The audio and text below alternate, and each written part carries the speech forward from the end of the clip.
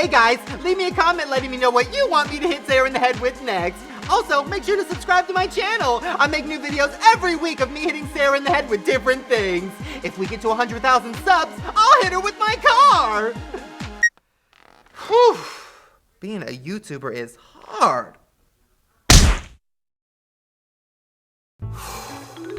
Trying to brace myself, because today I think I'm going to talk about stuff I've never talked about before. I'm going to let it all go. Just like that little boy in that movie with them jacked up teeth, I'm about to free Willy. Just like Rose in Titanic, Jack tells me not to let go, but motherfucker, I'm letting go. Today is all about opening up. My heart is an open wound. Feel free to touch it and get infected. My goal today is to answer some of these questions in the most honest way I can. I'm not holding back. Let's get right into it. Janet wants to know, Shane, do you pee with the door open? Damn, Janet. That's some deep ass shit. I'm gonna answer honestly, yeah, I do. Why, you may ask? Because I want somebody to catch me. I want somebody to see what I'm working with. And I'm not talking about my penis.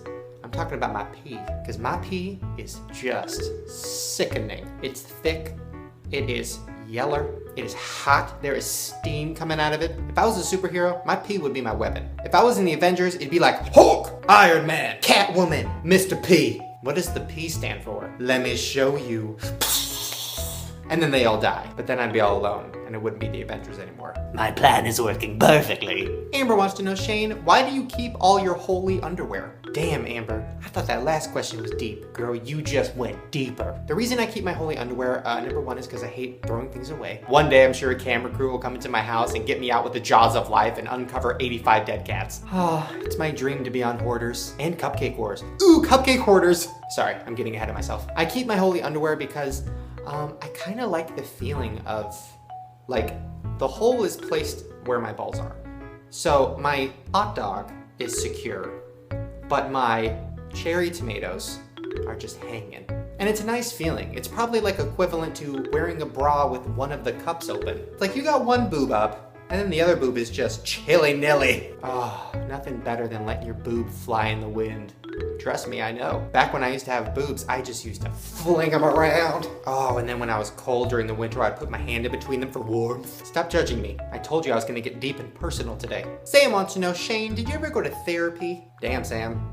I don't know what you're trying to say. You trying to say I'm crazy? Oh, you are? Oh, okay, great. No, perfect. You're right. I went to therapy when I was like 12, and I stopped going because the woman kept making me draw trees. But they weren't just normal trees. She would be like, now I want you to draw a tree with the face of your mother in it. What? The face of your mother in the tree. But trees don't have faces. In my world, they do. Yeah, I got the fuck out of there. That bitch was one tree drawn away from molesting me. But recently, I actually went back and started talking to somebody. Not because I feel like crazy or out of control or anything, but because, I never really dealt with my childhood, and I kind of just want to talk it out. So my advice to you guys is, if you're feeling a little overwhelmed or stressed or like feeling like you should talk stuff out, go talk stuff out, whether it's a therapist or a family member or a friend. Don't just bottle it all inside, because then you'll start making YouTube videos on the internet where you're wearing sweatshirts with nothing underneath.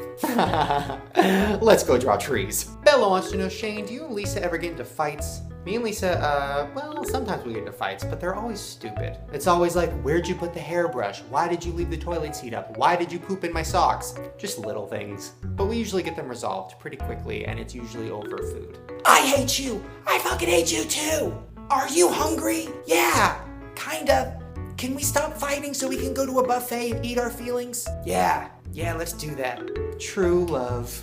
Tessa wants to know, Shane, you used to talk about your surgery a lot back in the day, and you never really explained what it was. I feel like I have explained it, but maybe I haven't. I definitely have, but I'll explain it again really quick. Long story short, for those of you who don't know, I lost 200 pounds. I had a bunch of extra skin. I had all the extra skin removed. There was like 15 pounds of it, enough to make like so much beef jerky. And that's what that surgery was, and that was like 4 years ago, and it left me with some scars, but it's worth it. The scars are kind of hard to see now because it's, been a while, but they're still there. There's one right there. See that? And then there's one on my balls, but that's a different surgery. Justin wants to know, Shane, what's the worst sexual experience you've ever had? Oh, Justin, thank you for assuming I have any kind of experience. I have one that I am not going to talk about because it involves my mom. And I just don't want to make this uncomfortable.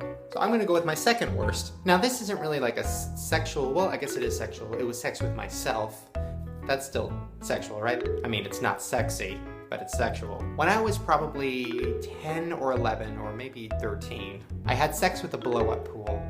And I know what you're thinking. Those holes in those blow-up pools are so small. Yeah, they are. But they were a little bit too small and I got my pee-pee stuck in it. Luckily, nobody knew about this, but it was stuck to the point where I literally, I started hyperventilating, I started having a panic attack, it wouldn't get out. I was waiting for it to, go down, but it was so tight, it felt really good, so it wasn't going down. So I got up, I had to empty out the pool while I was still inside of it. Not like inside of it, but inside of it, you know what I mean. I emptied out the pool, tried to start deflating it, tried to fold up the pool, take it with me to the kitchen to get the scissors, and I had to cut myself out of it. It was like the moment in the movie where like the fat guy has to get cut out of his house, except the fat guy was a small penis and he was getting cut out of a blow-up pool. And then I had to explain to my mom that, oh my god, the blow-up pool just popped because I sat on it. And the sad part, she was like, oh yeah, I thought that might happen.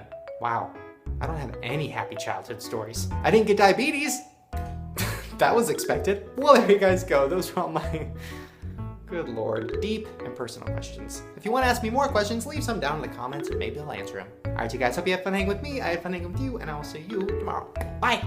Roses are red. Tree trunks are mostly brown. I don't know how to rhyme. Look, a cute puppy. Roses are red, violets are blue. I ain't no poet, but I'm scared of you!